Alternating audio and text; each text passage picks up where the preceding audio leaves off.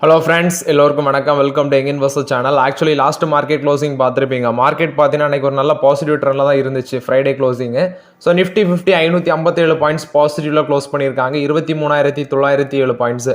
Sensex 79,117 points 1,961 பாயிண்ட்ஸில் close பண்ணியிருக்காங்க. Sensex 2.5% ரேலியாக இருக்குது. நிஃப்டி பேங்க் 1.5% ரேலியாக இருக்குது. 762 பாயிண்ட்ஸாக இருக்குது. 51,135 பாயிண்ட்ஸாக இருக்குது. Nifty IT 1,379 points positive.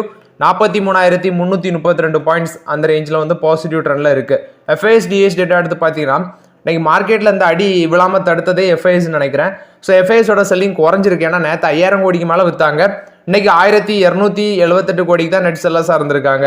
DAS வந்து 1,722 கோடிக்கு நெட் பையர்ஸாக இருந்திருக்காங்க. ஸோ எஃப்ஐஎஸோட செல்லிங் குறைஞ்சது ஒரு ரீசன். நெக்ஸ்ட் வந்து பார்த்தீங்கன்னா இந்த மும்பை எலெக்ஷன் போலிங் வந்து நடந்து முடிஞ்சாச்சு. ஸோ ரிசல்ட்ஸ் நாளைக்கு வர இருக்குது. விச் மீன்ஸ் நான் இப்போ ரெக்கார்ட் பண்ணுறேன், உங்களுக்கு கரெக்டாக இன்னைக்கு வரும்னு சொல்லலாம். இன்னைக்கு தான் வருது ரிசல்ட்ஸ் வந்து 23ஆம் வருது. ஸோ அந்த ரிசல்ட்ஸ் எப்படி வருதுன்னா பிஜேபி தான் ஜெயிக்கும் அப்படின்னு சொல்லி அந்த ரிசல்ட் சொல்லுது. ஸோ அதை பேஸ் பண்ணி மார்க்கெட் வந்து மேலே போயிருக்கு அப்படின்னு சொல்கிறாங்க. பட் இது மாதிரி தான் பார்த்தீங்கன்னா இந்த ஒப்பீனியன் போலெல்லாம் வச்சுட்டு என்ன பண்ணாங்கன்னா பார்லிமெண்ட் எலெக்ஷனோடையும் இப்படி தான் மார்க்கெட்டு முந்தின நாள் தூக்கிச்சு மேலே மாற. அடுத்த நாள் பார்த்தீங்கன்னா 5,000 பாயிண்ட் சென்செக்ஸ் காலி. அது வந்து யாருக்குமே மெஜாரிட்டி கிடைக்காம போயிடுச்சு. ஸோ அது மாதிரிலாம் மார்க்கெட்டில் நடக்க பாசிபிலிட்டிஸ் இருக்குது. எக்ஸிட் போலலாம் நம்ப முடியாது. ஸோ இந்த ட்ரெண்டில் இருக்க மார்க்கெட் மேபி வந்து மண்டே கீழே உள்ள சான்சஸ் பாசிபிலிட்டிஸ் இருக்குது. அதனால மார்க்கெட்டில் கொஞ்சமே கேர்ஃபுல்லாக இருந்துக்கோங்கிறது என்னோட கருத்து. நிறைய பேர் கேட்பீங்க, அது வந்து பார்லிமெண்ட் எலெக்ஷன், இது வந்து ஒரு ஸ்டேட்டோட எலெக்ஷன், இதுக்கு ஏன் ப்ரோ அவ்வளோ இம்பார்ட்டன்ஸ் கொடுப்பாங்க அப்படின்னு சொல்லி. அது ரீசன் பார்த்தீங்கன்னா கிட்டத்தட்ட மும்பையும் பார்லிமெண்ட் எலெக்ஷனும் ஒரே மாதிரின்னு சொல்லலாம். பிகாஸ் மும்பை வந்து பார்த்தீங்கன்னா பிஸ்னஸ் கேபிட்டல், எல்லா பிஸ்னஸுமே அங்கே தான் நடக்குது. மும்பை வந்து இந்தியாவிலே ரிச்சஸ்ட் ஸ்டேட்டு, எல்லாருமே அதை தான் ஃபோக்கஸ் பண்ணுவாங்க. ஸோ குறிப்பாக சொன்னீங்கன்னா நம்மளோட ஷேர் மார்க்கெட்டே மும்பையில் தான் இருக்குது. அது மாதிரி எல்லா பிஸ்னஸுமே அங்கே தான் நடக்குது. ஒரு செல்வமிக்க மாநிலம் அப்படின்னு சொல்லலாம். அதை பேஸ் பண்ணி வந்து பார்த்தீங்கன்னா சப்போஸ் ரூலிங் பார்ட்டிக்கு எகென்ஸ்டாக ரிசல்ட்ஸ் வர பட்சத்தில் மார்க்கெட் டெஃபினட்டாக கீழே உள்ள சான்சஸ் இருக்குது. நெக்ஸ்ட் நீ பார்த்தீங்கன்னா மார்க்கெட்டில் நல்ல பர்ஃபார்மன்ஸ் பண்ண ஸ்டாக்ஸ்ன்னு பார்க்கும்போது நாக்கூரி இருக்கிறாங்க, 6% பாசிட்டிவ்ல இருக்குது. அதே மாதிரி பவர் ஃபைனான்ஸ் கார்பரேஷன் 5% ரேலியாக இருக்குது. ஸ்டேட் பேங்க் ஆஃப் இந்தியா 4.5% அப்பா இருக்குது. டிசிஎஸ் வந்து பார்த்தீங்கன்னா வெல் பர்ஃபார்மிங் ஸ்டாக்ஸில் இருக்கிறாங்க. டாப் கெய்னர்ஸ் லிஸ்ட்டில் 4,244 ரூபாவில் க்ளோஸ் பண்ணியிருக்காங்க. இன்னைக்கு மட்டுமே 4% மேலே ரேலியாக இருக்குது. ஸோ இதில் பிஎஃப்சி அண்ட் ஆர்இசி பார்த்தீங்கன்னா அவங்களுக்கு பென்ஸ்டைன் வந்து அந்த ஸ்டாக் ப்ரைஸ் மேலே போகும் அப்படின்னு சொல்லி அவங்களுக்கு ஓவர்வேட் ரேட்டிங் கொடுத்து டார்கெட் ப்ரைஸும் சொல்லியிருந்தாங்க. அதை பேஸ் பண்ணி ப்ரோக்கரேஜஸ் வந்து பைக்கால் கொடுத்ததுனால இதை ஏற்றிருக்காங்க பிஎஃப்சி அண்ட் ஆர்இசி. நெக்ஸ்ட் இந்த MRPL Mangaluru refinery Pedro chemical limited, அவங்களும் பார்த்தீங்கன்னா இன்னைக்கு 157 ரூபாவில் இருக்குது. 8% ஏற்றிருக்காங்க இன்னைக்கு மட்டுமே. பேடிஎம் வந்து பார்த்தீங்கன்னா ஏதோ ஒரு நியூஸ் பேஸ்டில் அப்படி மேலே போயிட்டு இருக்குது. பட் லாட் ஆஃப் ரிஸ்க் அதில் இருக்குது. ரொம்பவே கேர்ஃபுல்லாக இருங்க. பேடிஎம் இன்னைக்கும் 6% ஏற்றிருக்காங்க. ஸோ அது 1,000 ரூபாலாம் தாண்டி போகும் அப்படின்னு சொல்லி ப்ரோக்கரேஜஸ் அப்டேட் கொடுக்குறாங்க. பட் அது வந்து சான்சஸ் இருக்குது இதே ட்ரெண்டில் கொஞ்ச நாள் கண்டினியூ ஆச்சுன்னா. பட் எப்போ வேணாலும் அது விழலாம். அதனால கவனமாக இருங்க. ஃபீனிக்ஸ் லிமிட்டடும் இன்னைக்கு 6% ஏற்றிருக்காங்க. காத்ரேஜ் ப்ராப்பர்ட்டிஸ் அவங்க வந்து கண்டினியூஸாக சில ப்ராப்பர்ட்டிஸ் எல்லாமே வாங்குறாங்க. அந்த ரேஞ்சில் பாசிட்டிவ்ல ஏற்றிருக்காங்க. நெக்ஸ்ட் பார்த்தீங்கன்னா ரேமண்டு. ஸோ ஒருத்தர் இன்னைக்கு வந்து ப்ரோனா 10% கீழே பாசிட்டிவ்ல இருக்கும்போது அதை வித்துட்டேன் ப்ரோ அப்படின்னு சொல்லி. ஆக்சுவலி இன்னைக்கு அது வந்து பார்த்தீங்கன்னா 18% வரைக்கும் ரேலி ஆச்சு நான் மார்க்கெட்டில் பார்க்கும்போது. அதுக்கு மேலேயும் போச்சான்னு தெரியல. பட் நான் பார்க்கும்போது 18% to 17% பாசிட்டிவ்ல தான் இருந்துச்சு. 1,712 ரூபா வரைக்கும் போயிருக்காங்க ஹை இன்னைக்கு மட்டுமே. ஸோ கடைசியில் 1,652 ரூபாவில் க்ளோஸ் பண்ணியிருக்காங்க. ஸோ அவர் எனக்கு தெரிஞ்சு எந்த பர்சன்டேஜில் இருக்கும்போது ப்ராஃபிட் புக் பண்ணாருன்னு தெரியல. பட் வந்து நான் பார்த்தீங்கன்னா ப்ராஃபிட் புக் பண்ணிட்டேன் ப்ரோ, நல்ல ஒரு ப்ராஃபிட்டை மிஸ் பண்ணிட்டேன் அப்படின்னு சொல்லியிருக்காரு கமெண்டில். ஸோ வருத்தப்படாதீங்க ப்ரோ, இப்படி தான் மார்க்கெட்டில் இருக்கும். ஏன்னா மார்க்கெட் வந்து எப்போ எங்கே போகும் எப்படி வரும்னே நம்மளால் கணிக்க முடியாது. ஸ்வான் எனர்ஜி இன்னைக்கு ஒரு நல்ல பர்ஃபார்மன்ஸ் கொடுத்துருக்காங்க. 11% மேலே போயிருக்கு. லாரஸ் லெபார்டரிஸ் 4.5% அப்பு. கேஸ்ட்ரோல் இந்தியா இது எல்லாமே இன்னைக்கு 6% ஏற்றிருக்காங்க. ஓவராலாட்டு இந்த ஸ்டாக்ஸ் எல்லாமே இன்னைக்கு மார்க்கெட்டில் ஒரு வெல் பெர்ஃபார்மிங் ஸ்டாக்ஸாக இருக்குது. நெக்ஸ்ட் எங்கெல்லாம் அடி விழுந்திருக்குன்னு பார்த்தீங்கன்னா G entertainment, Radico, Natco pharma, Punjab housing finance இது எல்லாமே ஒரு 1.5% காலியாக இருக்குது மார்க்கெட்டில். ஜியோ ஃபினான்ஸ்லேயே இன்னைக்கு ஒரு ஃப்ளாட் நெகட்டிவ். பஜாஜ் ஆட்டோ இன்னைக்கு டாப் லாசர் லிஸ்ட்டில் இருக்கிறாங்க லார்ஜ் கேப் ஸ்டாக்ஸில். டிமார்ட், யூனியன் பேங்க் இது எல்லாமே ஓவராலாட்டு இன்னைக்கு வந்து பார்த்தீங்கன்னா ஒரு ஃபிளாட் நெகட்டிவ்ல இருக்குது. பட் லார்ஜ் கேப் செக்டரில் வந்து அடி வாங்கியிருக்காங்க இந்த ஸ்டாக்ஸ் எல்லாமே. பஜாஜ் ஆட்டோ ஸ்டில் வந்து ஓவர் வேல்யூடாக தான் இருக்குது. கொஞ்சம் மார்க்கெட்டில் அமைதியாக இருக்கலாங்கிறது என்னோட கருத்து. நிறைய பேர் வந்து கேட்குறீங்க. ஸோ கொஞ்சம் பொறுமைக்கு காக்கவும் பஜாஜ் ஆட்டோவில் ஆப்பர்ச்சுனிட்டி வரும்போது டிஸ்கஸ் பண்ணலாம். செக்டார் வைஸ் பார்த்தீங்கன்னா எல்லா செக்டாருமே பாசிட்டிவ். வெல் பெர்ஃபார்மிங் செக்டார் நீங்கள் மார்க்கெட்டில் பார்க்கும்போது சிமெண்ட், கன்சியூமர், டெக்னாலஜி இது வந்து டாப் 3 பிளேஸில் இருக்காங்க. எல்லா செக்டாருமே ஓவராலாட்டு பாசிட்டிவ்ல தான் இருக்கிறாங்க. பட் மீடியா வந்து லாஸ்ட் பிளேஸில் இருக்கிறாங்க. நெக்ஸ்ட் நீ பார்த்தீங்கன்னா அன்றைக்கி மார்க்கெட் ரேலி ஆனதுனால இன்வெஸ்டர்ஸோட வெல்த் வந்து கிட்டத்தட்ட 7.5 lakh crore அதிகரிச்சிருக்கு. அது மட்டும் இல்லாமல் ருப்பி பார்த்தீங்கன்னா பயங்கரமாக கீழே விழுந்துடுச்சு. 84.50 பைசே தாண்டிடுச்சு. Rupee dollar against Indian rupee பார்க்கும்போது 84.50 பைசே அதை அன்னைக்கு தாண்டி இருந்துச்சு.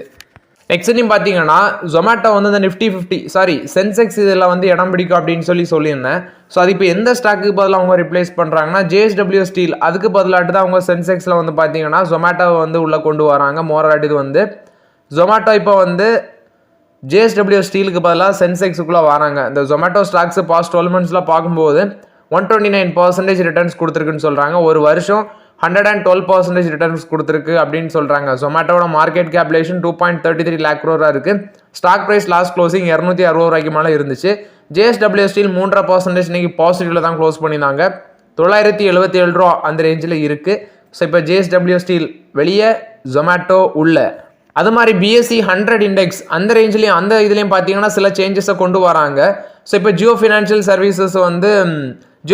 Services, Suzlon energy limited, Adani green energy limited, Adani power limited, Samvardhana Motherson international limited, PB fintech limited இதெல்லாமே ரீப்ளேஸ் பண்ணுறாங்க அப்படின்னு சொல்கிறாங்க. ஸோ சில ஸ்டாக்ஸ் அவங்க மென்ஷன் பண்ணியிருக்காங்க. Ashok Leyland, PI industries, IDFC first bank, Indian railway corporation, tourism corporation, UPL, Apollo tyres இந்த மாதிரி stocks எல்லாம் BSE 100 இதுலேருந்து ரிமூவ் பண்ணிட்டு நான் ஃபஸ்ட்டு சொன்ன இந்த ஸ்டாக்ஸ் எல்லாமே ஜியோ ஃபினான்ஷியல் அது எல்லாமே பார்த்தீங்கன்னா அதில் ரிப்ளேஸ் பண்ணுறாங்க அப்படின்னு சொல்கிறாங்க. மோராட் இது வந்து இண்டெக்ஸை பொறுத்த வரைக்கும் அப்டேட்டு.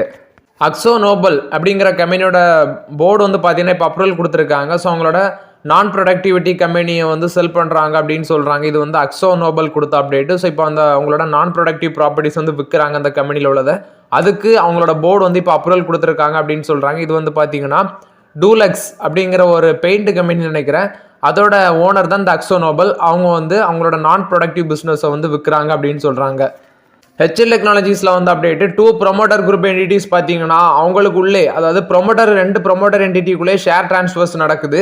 ஸோ இதுக்கு வந்து செபி வந்து இப்போ அப்ரூவல் கொடுத்துருக்காங்க அப்படின்னு சொல்கிறாங்க. இதில் வந்து ரோஷினி நாடார் இவர் வந்து வாமா சுந்தரி இன்வெஸ்ட்மெண்ட் டெல்லி ப்ரைவேட் லிமிடெட் வந்தும் HL கார்பரேஷன் ப்ரைவேட் லிமிடெட் வந்தும் பார்த்தீங்கன்னா ஷேர்ஸ் வந்து ஸ்டேக் அக்யூசிஷன் பண்ணுறாங்க அப்படின்னு சொல்கிறாங்க. இது வந்து HL டெக்னாலஜிஸில் வந்து அப்டேட்டு. ஸோ இதுக்கு இப்போ செபி வந்து இப்போ அப்ரூவல் கொடுத்துருக்காங்க அப்படின்னு சொல்கிறாங்க.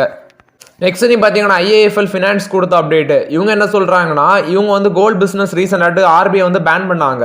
ஸோ அந்த பேனுக்கு அப்புறம் வந்து பார்த்தீங்கன்னா இவங்க அதை ரெண்டாவது ரிவைவ் பண்ணி அதுலேருந்து மீண்டு வந்தாங்க. அந்த பேனை வந்து RBI ரிமூவ் பண்ணாங்க. இப்போ கோல்டு லோன் பிஸ்னஸ் கொடுக்கலாம் அப்படின்னு சொல்லி IIFL ஃபினான்ஸுக்கு உத்தரவு போட்டாங்க.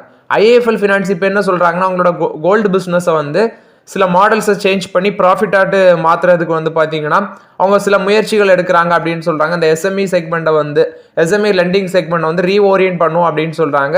கோல்ட் லோன் பிஸ்னஸ் சில ரிஸ்க்கை ஃபேஸ் பண்ணுது, அதனால சில சேஞ்சஸை பண்ணி அதை ப்ராஃபிட் பாதை கொண்டு வரும் அப்படின்னு சொல்லி IIFL ஃபினான்ஸ் இப்போ அப்டேட் கொடுக்குறாங்க. சென்ட்ரல் பேங்க் ஆஃப் இந்தியா கொடுத்த அப்டேட். இவங்க வந்து இன்சூரன்ஸ் பிஸ்னஸுக்குள்ளே இப்போ நுழைகிறாங்க அப்படின்னு சொல்கிறாங்க. ஜெனராலி குரூப் அப்படிங்கிற கம்பெனியோட ஜாயின்ட் வெஞ்சர் வச்சு இன்சூரன்ஸ் பிஸ்னஸுக்குள்ளே நுழைகிறாங்க. இதுக்கு வந்து பார்த்தீங்கன்னா IRDA இவங்க வந்து அப்ரூவல் கொடுத்துருக்காங்க. நெக்ஸ்ட் RBI வந்து இதுக்கு அப்ரூவல் கொடுத்துருக்காங்க. October 15 வந்து காம்படிஷன் கமிஷன் ஆஃப் இந்தியா இதுக்கு அப்ரூவல் கொடுத்துருந்தாங்க. ஏன்னா இவங்க வந்து அக்யூசியேஷன் பண்ணுறாங்க. சென்ட்ரல் பேங்க் வந்து ஃபியூச்சர் ஜெனரலி இந்தியா இன்சூரன்ஸ், அதுவும் Future Generali Indian Life Insurance இந்த ரெண்டு இதையுமே அக்யூசியேஷன் பண்ணாங்க. அதுக்கு Competition Commission of India approval கொடுத்துருந்தாங்க. இப்போ RBI, IRDA இவங்க எல்லாமே பார்த்தீங்கன்னா அப்ரூவல் கொடுத்துருக்காங்க. இது வந்து சென்ட்ரல் பேங்க் ஆஃப் இந்தியா கொடுத்த அப்டேட்டு.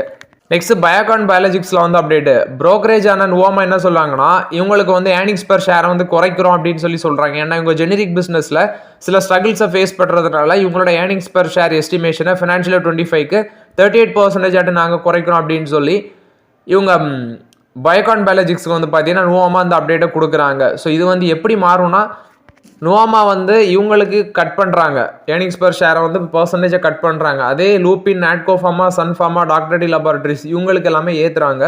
ஸோ இது வந்து பார்த்தீங்கன்னா சன் ஃபார்மா, சிப்லா இவங்களுக்கு ஒரு சேலஞ்சாக போகும் அப்படின்னு சொல்லி மென்ஷன் பண்ணுறாங்க. ஸோ மோராட் இது வந்து நுவாமா கொடுத்த update.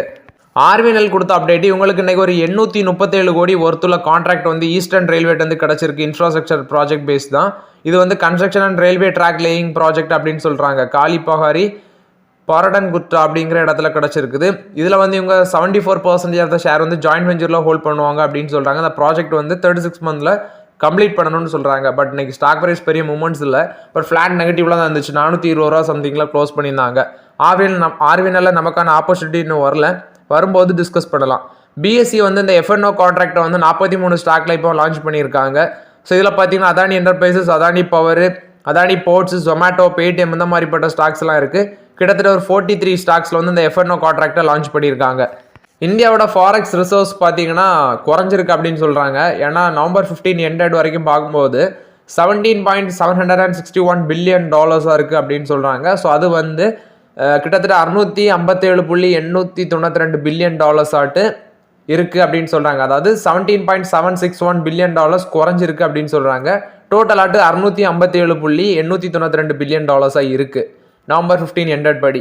Actually November 8 week ended படி பார்த்தீங்கன்னா $6.477 பில்லியன் ட்ராப் ஆயிருந்துச்சு. 675.653 பில்லியன் இருந்துச்சு. ஸோ ஓவராலாட்டு பார்த்தீங்கன்னா குறைஞ்சிருக்கு அப்படின்னு சொல்கிறாங்க இந்தியாவோட ஃபாரெக்ஸ் ரிசர்வ். நெக்ஸ்ட் பார்த்தீங்கன்னா இந்த JSW MG மோட்டார்ஸோட MG வின்சார் அப்படிங்கிற ஒரு EV மாடல் வந்து பார்த்தீங்கன்னா லான்ச் பண்ணியிருந்தாங்க. இது டாடா மஹேந்திரா அவங்களெல்லாம் பீட் பண்ணி வந்து இந்த EV செக்டார் சேல்ஸில் வந்து ஃபர்ஸ்ட் பிளேஸில் இருக்கிறாங்க. ஆக்சுவலி டாட்டாவோட நெக்ஸான் 1593 யூனிட்ஸ் வந்து விற்றுருக்காங்க. அதே மஹேந்திரா வந்து மஹேந்திராவோட XEV 400 602 யூனிட்ஸ் விற்றுருக்காங்க. டாட்டாவோட கர்வ் வந்து 1542 யூனிட்ஸ் விற்றுருக்காங்க. பட் இவங்க MG மோட்டார்ஸோட அந்த EV வின்சார் கார் வந்து 3116 யூனிட்ஸ் விற்றுருக்காங்க அப்படின்னு சொல்கிறாங்க. ஸோ ஆக்சுவலி டாடா மஹேந்திரா இவங்களெல்லாம் பீட் பண்ணி MG மோட்டார்ஸ் ஃபர்ஸ்ட் பிளேஸில் இருக்கிறாங்க. SJVN ஷேர் ப்ரைஸ் இன்னைக்கு 4% மேலே போயிருந்துச்சு. ராஜஸ்தான் கவர்மெண்ட் கூட ஒரு மெமரம் ஆஃப் அண்டர்ஸ்டாண்டிங் 7 GW ஒருத்துள்ள ப்ராஜெக்ட் போட்டிருந்ததுனால தான் இன்னைக்கு அந்த ஸ்டாக் ப்ரைஸ் மேலே போயிருந்துச்சு. ராஜ் இண்டஸ்ட்ரீஸ் பார்த்தீங்கன்னா 9% மேலே போயிருந்தாங்க. இதுக்கான ரீசன் வந்து நெக்ஸ்ட் 5 இயர்ஸில் அவங்களோட ரெவன்யூ வந்து ட்ரிபிள் பண்ணுவோம்னு சொன்னாங்க.